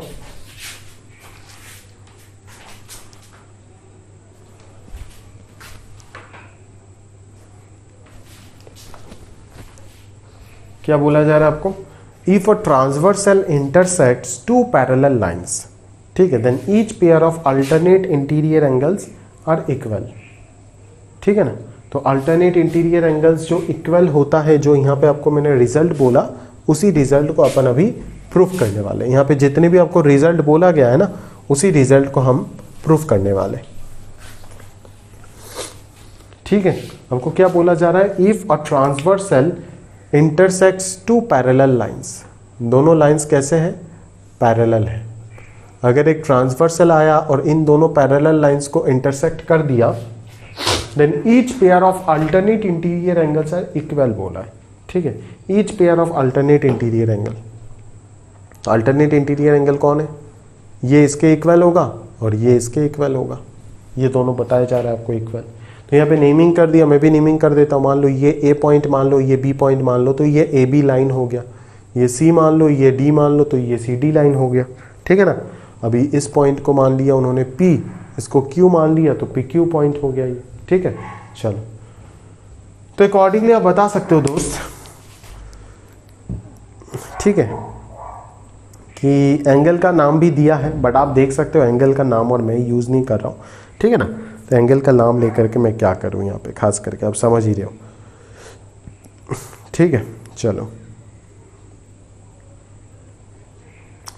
तो कॉरेस्पॉन्डिंग एंगल जो इक्वल होता है ना, वो हमारा एक्सजीएम है, मान के चलना। कॉरेस्पॉन्डिंग एंगल को कभी भी मैं प्रूफ नहीं कर पाऊंगा, वो ऑलरेडी कंसीडर्ड है, एक्सजीएम है, आप समझ ही रहे हो। आप कभी भी दो पैरेलल ले बना करके देखना, लाइन बना के देखना, ये एक ट्रांसवर्सल है, तो कॉरेस्पॉन्डिंग एंगल्स इक्वल होते हैं, इसीलिए तो हम कॉरेस्पॉन्डिंग एंगल एक्सजीएम बोलते हैं ना उसको। ठीक है, कि कॉरेस्पॉन्डिंग एंगल्स इक्वल होते हैं, उसको एज्यूम करके हम इंटीरियर एंगल्स, अल्टरनेट इंटीरियर और कंसेक्यूटिव इंटीरियर प्रूफ कर पाएंगे, है ना। अगर करस्पॉन्डिंग एंगल को हम एज्यूम ही नहीं करेंगे कि वो इक्वल नहीं है, उसको कभी प्रूफ नहीं कर पाओगे आप, इसीलिए तो करस्पॉन्डिंग एंगल एक्सियम बोला जाता है उसको। ठीक है, तो आपको बोला जा रहा है, तो आप यहाँ पे बेसिकली क्या करो, अगर आपको मान लो ये 1 है, ये 2 है, ये 3 है, ये 4 है ना, ये 5 है, ये 6 है, ये 7 है, ये 8 है। अगर आपको 1 और 2 इक्वल दिखाना है तो आप क्या कर सकते हो, आप ये बोल सकते हैं ना यहाँ से कि वर्टिकली ऑपोजिट एंगल इक्वल है तो 3 और 8 इक्वल होगा। ठीक है, और कॉरेस्पॉन्डिंग एंगल एक्सियम से बोल सकते हैं कि 8 और 4 इक्वल है, तो 8 और 4 इक्वल है, तो इन दोनों इक्वेशन से आप क्या बोल सकते हो कि 3 और 4 इक्वल होगा, मतलब अल्टरनेट इंटीरियर एंगल इक्वल आ गया। सिमिलरली आप दूसरे तरफ करोगे तो 1 और 2 इक्वल आ जाएगा। समझो मेरी बात, क्लियर है। तो 3 और 4 इक्वल आ गया और 1 और 2 इक्वल आ जाएगा, अकॉर्डिंगली आप बता सकते हो आराम से। बहुत आसान है यार, ये सब क्या पढ़ा है बोलो। सिमिलरली इसी थ्योरम का कन्वर्स भी आप कर सकते हो। ठीक है ना, इसी थ्योरम का कन्वर्स क्या हो जाएगा कि अगर अल्टरनेट इंटीरियर एंगल्स इक्वल हो जाता है तो वो दोनों लाइन पैरेलल होगा।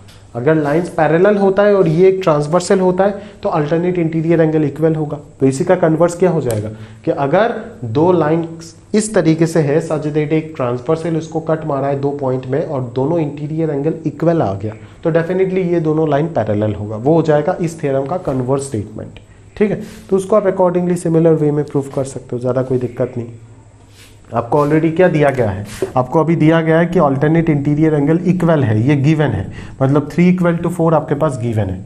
ठीक है, तो 3 = 4 अगर आपके पास गिवन है ना, और आप ऑलरेडी जानते हो कि वर्टिकली ऑपोजिट एंगल इक्वल होता है तो 3 और 8 इक्वल होगा। तो यहाँ से आपको क्या मिल गया, यहाँ से आपको क्या मिल गया कि 4 और 8 इक्वल मिल गया।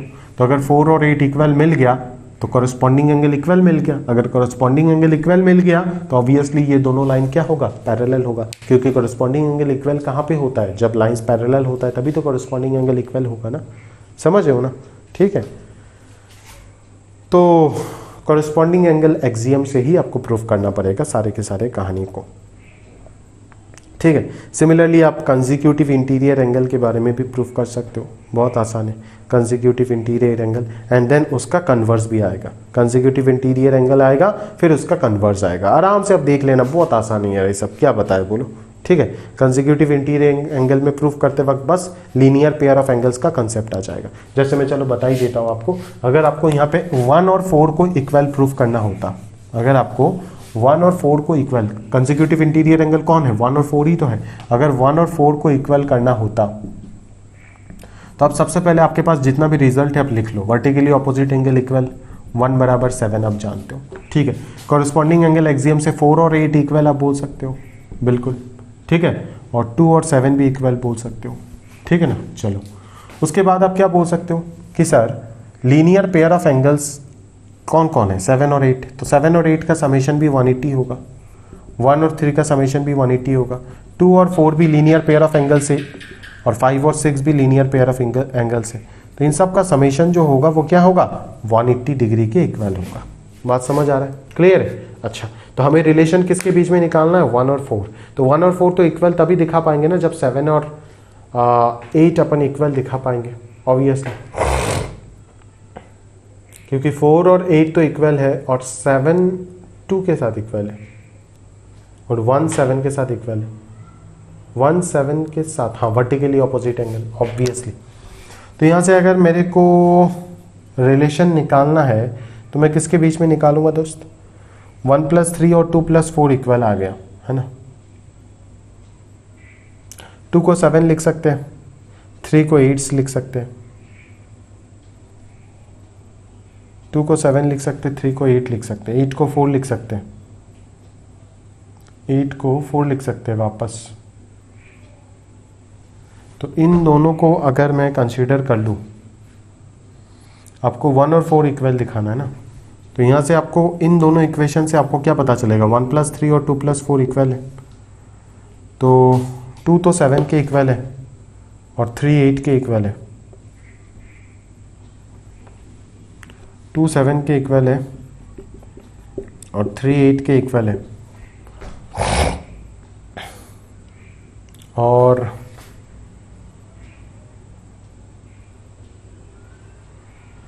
सॉरी, आपको ये थोड़ी ना प्रूफ करना है, आपको तो कॉरस्पॉन्डिंग एंगल्स, ये तो कंसेक्यूटिव इंटीरियर एंगल्स है। कंसेक्यूटिव इंटीरियर एंगल्स तो इक्वल नहीं होगा ना, कंसेक्यूटिव इंटीरियर एंगल का समेशन 180 डिग्री होगा, सप्लीमेंट्री होगा, ठीक है ना। ये तो मैं गलत बोल दिया। कंसेक्यूटिव इंटीरियर एंगल्स तो कभी भी, कंसेक्यूटिव इंटीरियर एंगल्स का अगर मैं बात करूं, कंसेक्यूटिव इंटीरियर एंगल्स का अगर मैं बात करूं, ठीक है, तो अगर लाइंस पैरेलल है तो कंसेक्यूटिव इंटीरियर एंगल कभी भी इक्वल नहीं हो सकता, वो सप्लीमेंट्री होगा। मतलब देखो ना, ये एंगल और ये एंगल इक्वल तो नहीं हो सकता ना, इन दोनों का समेशन 180 डिग्री होगा, ये प्रूफ करना है हमें, ठीक है।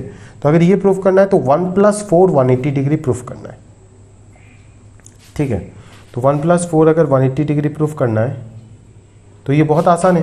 1+3 180 डिग्री है ना, 1+3 अगर 180 डिग्री है तो 3 किसके इक्वल है? 8 के इक्वल है, तो 3 के जगह पे 8 लिख देते हैं, और फिर 8 किसके इक्वल है? 4 के इक्वल है। तो यहाँ से ही तो आ गया ना 1+4 180 डिग्री। 1+4 अगर 180 डिग्री है तो यहाँ से पता चल गया कि कॉरस्पॉन्डिंग कंसेक्यूटिव इंटीरियर एंगल्स का summation 180 degree, that is they are supplementary. समझ में आया ना? क्लियर है? तो याद रखना, अगर दो लाइंस पैरेलल है तो कॉरस्पॉन्डिंग एंगल्स तो इक्वल हो जाएगा बाय कॉरस्पॉन्डिंग एंगल एक्सियम, ठीक है, और अल्टरनेट इंटीरियर एंगल्स भी इक्वल हो जाएगा, ठीक है। बट कंसेक्यूटिव इंटीरियर एंगल्स जो होगा वो क्या हो जाएगा? सप्लीमेंटरी हो जाएगा, वो इक्वल नहीं होगा, वो सप्लीमेंटरी हो जाएगा, ठीक है। और उसका कन्वर्स भी सिमिलरली आप प्रूफ कर सकते हो, बस यहाँ पे कॉरस्पॉन्डिंग एंगल एक्सियम यूज हो रहा है और लीनियर पेयर ऑफ एंगल्स का स्टेटमेंट यूज हो रहा है, और कुछ भी नहीं, बाकी तो पूरा पूरा सेम है, ठीक है दोस्त। तो अभी ये सब आप बहुत ही आसानी से डील कर सकते हो, ज़्यादा कोई दिक्कत वाली बात है ही नहीं है, सब में समझाने लायक कुछ है ही नहीं। अभी और 4 थ्योरम आएगा आपके पास, देखो यही 4 आखिरी थ्योरम है। क्या बोला जा रहा है ध्यान से देख लो एक एक करके। 5 में बोला जा रहा है, if 2 parallel lines are intersected by a transversal then the bisector of any pair of alternate angles are parallel. Alternate angles के जो बाइसेक्टर होगा वो भी क्या होगा दोस्त? वो भी एकदम से पैरेलल होगा, ठीक है। समझ में आया? क्लियर है? चलो, वो भी एकदम से पैरेलल होगा।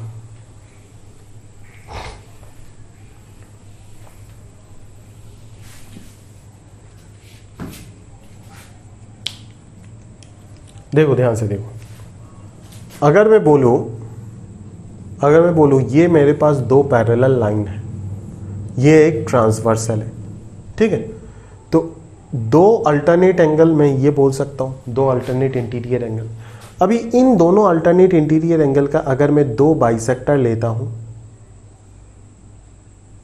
तो ये दोनों बाइसेक्टर एक दूसरे का क्या होगा? पैरेलल होगा। बात समझ में आया ना? ये दोनों बाइसेक्टर एक दूसरे का पैरेलल होगा, ये आपको प्रूफ करने बोला है। तो कैसे प्रूफ करेंगे जरा ध्यान से देखो। AB है, CD है, ये मान लीजिए P पॉइंट है और ये मान लीजिए Q पॉइंट है, ठीक। चलो,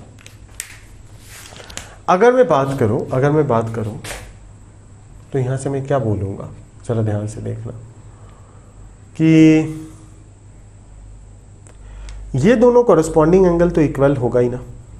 AQP और डी पी क्यू ये दोनों तो इक्वल होगा ही होगा, ठीक है। अच्छा, अगर ये, क्योंकि ये अल्टरनेट एंगल है, ये पैरेलल है तो अल्टरनेट एंगल तो इक्वल होगा ही होगा। चलो, अगर ये बाइसेक्टर है तो ये दोनों एंगल भी तो इक्वल होगा, ठीक है।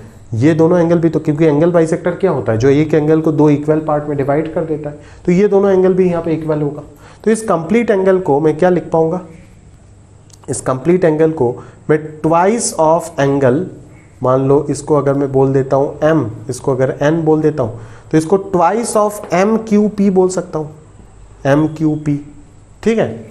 और इस पूरा एंगल को मैं twice of n p q बोल सकता हूं, मतलब इस एंगल का डबल, क्योंकि ये दोनों इक्वल है तो इसका डबल करने से ही मेरे को पूरा एंगल मिल जाएगा, वही थॉट है। तो ये twice of n p q हो जाएगा, तो ये 2 यहां से निपट जाएगा, तो m q p और n p q इक्वल आ जाएगा। सही बात है, ये दोनों क्या आ गया, इक्वल आ गया। अगर ये दोनों इक्वल आ गया दोस्त, अगर ये दोनों इक्वल आ गया तो मैं क्या बोल सकता हूं कि देखो सर मेरे पास कहानी क्या है, मेरे पास कहानी क्या है, जरा ध्यान से सोचो सर, कि देखो सर मेरे पास दो रे है इस तरीके से, और ये एक ट्रांसवर्सल की तरह काम कर रहा है कि नहीं कर रहा है, बात समझ में आया। सच दैट ये दोनों एंगल इक्वल है, ये दोनों एंगल इक्वल है, तो ऑब्वियसली ये दोनों पैरेलल होगा ही ना। क्लियर है, समझ में आया ना। तो वही चीज यहां पे लिखा गया है, देखो, ठीक है, कि अगर ये दोनों इक्वल आ गया तो आपको क्या पता चल गया कि आपका QM और PN जो है वो इंटरसेक्ट हुआ by a transversal at point Q and P। बात समझ में आया ना। Such that a pair of alternate angle जो है वो क्या है, इक्वल है। अगर pair of alternate angle equal है तो ऑब्वियसली ये दोनों क्या हो जाएगा, पैरेलल हो जाएगा। बात समझ में आया ना, क्लियर है। क्योंकि आप ये चीज जानते हो ऑलरेडी कि अगर ये दोनों पैरेलल है और ये एक ट्रांसवर्सल है तो अल्टरनेट एंगल इक्वल होगा, है ना। और अगर ये दोनों कोई भी नॉर्मल लाइन है और ये एक ट्रांसवर्सल है, such that the alternate interior angles are equal, तो ऑब्वियसली ये दोनों लाइन पैरेलल होगा। ये थ्योरम ऑलरेडी आपको थोड़ी देर पहले मैं पढ़ा चुका हूं, समझ में आया ना। तो उसी थ्योरम को यूज करके मैं यहां से कंक्लूड कर दूंगा कि एज ये दोनों कोई भी ऑर्डिनरी रे है, such that this is a transversal intersected at Q and P, and the alternate interior angles, one pair of alternate interior angles are equal, that is MQP is equal to NPQ, therefore MQ must be parallel to PL, मतलब जो angle bisectors होंगे वो भी parallel होंगे। बात समझ में आया ना, क्लियर है। अभी और पढ़ाने का कोई है ही नहीं, ये कंसेप्ट अगर मैंने बता दिया तो बाकी सारे के सारे आप खुद कर लोगे। अभी आपको बोला गया है कि कॉरस्पॉन्डिंग एंगल्स का अगर मैं बाइसेक्टर खींच लेता हूं, है ना, तो भी वो दोनों पैरेलल आएगा, ठीक है ना। अभी आपको बोला जा रहा है कि अगर ये दोनों पैरेलल लाइन है और दोनों कॉरस्पॉन्डिंग एंगल्स का, ये एंगल और ये एंगल, इन दोनों का अगर मैं बाइसेक्टर खींचता हूं तो ये दोनों भी पैरेलल आएगा। तो ऑब्वियसली मैं डायरेक्टली बोल सकता हूं कि भाई कॉरस्पॉन्डिंग एंगल एक्सियम से हमें ये पता चलता है कि कॉरस्पॉन्डिंग एंगल तो हमेशा इक्वल होता है। अगर ये दोनों बाइसेक्टर है तो क्या हो जाएगा कि मैं इसको बोल सकता हूं कि ट्वाइस ऑफ दिस, और इसको, इस पूरा एंगल को बोल सकता हूं ट्वाइस ऑफ दैट, तो ये एंगल और ये एंगल इक्वल आ जाएगा। तो क्या पता चल जाएगा कि हमारे पास दो रे ऐसे है सच दैट एक ट्रांसवर्सल उनको इन दोनों पॉइंट में कट करके जा रहा है, सच दैट ये दोनों एंगल इक्वल है। अगर ये दोनों एंगल इक्वल है तो ये दोनों पैरेलल होगा। समझ में आया ना, क्लियर है। तो ये सब बहुत ही ईजी है ना, आराम से ये सब आप समझ सकते हो, इसमें कोई खास दिक्कत वाली बात है भी नहीं। और फिर इसी स्टेटमेंट का कन्वर्स स्टेटमेंट भी एक और है, theorem number 7, converse of theorem 6, है ना। क्या बोला जा रहा है, if the bisectors of a pair of corresponding angles formed by a transversal with two given lines are parallel then prove that the lines are parallel. अगर bisectors parallel होता है तो वो दोनों लाइन भी पैरेलल होगा, जस्ट इसका उल्टा। ये सब आप कभी भी सॉल्यूशन मत देखिएगा, खुद से सोचो। मैंने सफिशिएंट चीजें आपको एक्सप्लेन कर दिया ताकि आप ये सब खुद से सोच पाओ। बहुत ही आसान है, बहुत ही आसान है, कुछ भी चीज नहीं है दोस्त, कुछ भी नहीं है। रिमेनिंग दोनों थ्योरम आप खुद से कर लीजिएगा, बहुत ही आसान है, इसमें समझाने लायक कुछ भी चीज नहीं है। तो जितने भी कंसेप्ट था ना इस चैप्टर में वो मैंने आपको इस 1 घंटे के लेक्चर में अच्छे से बता दिया मेरे ख्याल से। कोई टफनेस तो कुछ है भी नहीं, एकदम इजी पार्ट है अगर आपको समझ आ जाता है। ट्रांसवर्सल क्या है पता होना चाहिए, corresponding angle alternate interior angle और कंसेक्यूटिव इंटीरियर एंगल, ये सब का कहानी पता होना चाहिए। अगर लाइंस पैरेलल हो जाता है तो उनके बीच में क्या रिलेशन होगा, कब इक्वल होगा, कब सप्लीमेंट्री होगा, वो क्लियर होना चाहिए। Basic types of angle clear होना चाहिए, और आपका वर्टिकली ऑपोजिट एंगल वो क्लियर होना चाहिए, ठीक है ना। और जो भी स्टार्टिंग में जो भी रिलेटेड थ्योरम्स था आपका, वो सारे के सारे अगर क्लियर हो गया तो और कुछ दिक्कत ही नहीं है, बस थोड़ा सा रिवीजन करने का जरूरत है, पूरा टॉपिक आपका क्लियर हो जाएगा हमेशा के लिए। बात समझ हो ना, क्लियर है। इसीलिए बोल रहा हूँ कि एक ईजी टॉपिक है ना। इसका मेन लेक्चर जो है वो मेरे ख्याल से क्वेश्चन वाला लेक्चर होगा, ठीक है ना, कि प्रॉब्लम सॉल्विंग एटीट्यूड जो है वो हम किस तरीके से डेवलप करेंगे। ये तो बेसिक थियरी है जो पूरा दुनिया को पता है, सबको सभी जानते हैं, बट उसका एप्लीकेशन कैसे हम करेंगे प्रॉब्लम्स में, या फिर थ्योरम्स को ही, ये जितने भी थ्योरम्स है उसको आप थ्योरी की तरह ट्रीट मत करो। हाँ, सारे थ्योरम को खुद से सोचने का कोशिश करो कि कंस्ट्रक्शन करेंगे कैसे। अगर लग रहा है बिना कंस्ट्रक्शन का अगर हो रहा है तब तो बहुत अच्छी बात है। आप खुद से ये सारे थ्योरम को एक एक प्रॉब्लम स्टेटमेंट की तरह सॉल्व करो, एक एक क्वेश्चन की तरह सॉल्व करो, तब आपको मजा आएगा और चीज़ों को लर्न भी करोगे। आप स्ट्रेस लेकर के याद करने का कोशिश करोगे, कोई फायदा नहीं होगा, ठीक है। कुछ ही जगह पे आपको कंस्ट्रक्शन का जरूरत हुआ, और वो क्यों हुआ, कैसे हुआ, वही चीज़ आपको सीखना है और कुछ नहीं सीखना है। समझ आया? तो मेरे ख्याल से आप बहुत अच्छे से चीज़ों को लर्न किए होंगे, समझ में आया होगा पूरा लेक्चर में। अगर कोई डाउट है अकॉर्डिंगली आप पूछ सकते हो, और पूरा लेक्चर आप यहाँ पे, मैंने कोई थियरी आपको दिया नहीं, मैं PDF शेयर कर दूंगा डिस्क्रिप्शन में लिंक, आप ज़रूर एक्सेस लेकर के उसको डाउनलोड करके उसके साथ आप पढ़िएगा, अदरवाइज प्रॉब्लम हो जाएगा। और अगर कोई डाउट आता है तो ज़रूर आप कमेंट में या फिर क्लास में या फिर कांटेक्ट करके अकॉर्डिंगली पूछ सकते हो। अगला लेक्चर हमारा इस चैप्टर का आखिरी लेक्चर है और सबसे इंपॉर्टेंट लेक्चर भी है, क्योंकि उसमें हम जितने भी थ्योरी पढ़े हैं आज के लेक्चर में उनका प्रॉपर एप्लीकेशन करने वाले, दैट इज आपके NCERT के जितने भी अच्छे क्वेश्चंस हैं वो सारे के सारे डील करने वाले। क्लियर, समझ में आया? तो चलिए आज के लिए यहाँ तक समाप्त करते हैं अपना लेक्चर। अलविदा, पढ़ते रहिएगा और जो भी डाउट है अकॉर्डिंगली पूछ लीजिएगा।